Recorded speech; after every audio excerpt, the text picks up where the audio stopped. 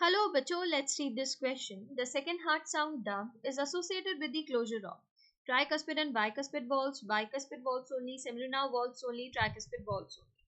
तो यहाँ पर आप क्या देखते हैं, जो bicuspid और tricuspid valve होती है ना, वो जो साउंड बनाते हैं वो होता है first heart sound.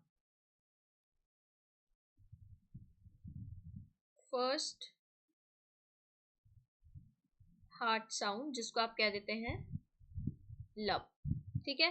Second heart sound जो होता है,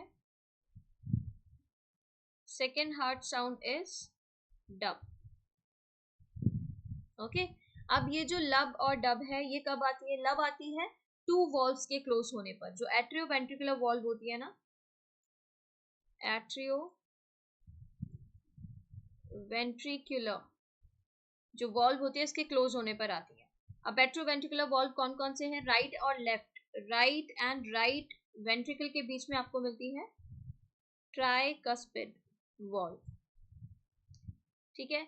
इसके क्लोज होने पर, और आपके बाइकस्पिड वॉल्व जो left atrium and left ventricle के बीच में है, जिसे मिट्रल वॉल्व भी बोल देते हैं, मिट्रल वॉल्व के क्लोज होने पर आती है आपकी लब.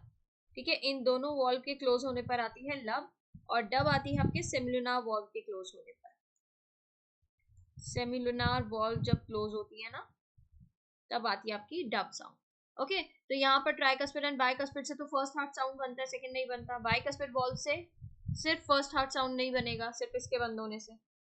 सेमिलुनार वॉल्व के क्लोज होने से क्या बनता है? दोनों वॉल्व्स के क्लोज होने से बनता है. सेमिलुनार वॉल्व्स जो है यहाँ पर, उनके क्लोज होने से बनता है डब, सेकंड हार्ट साउंड.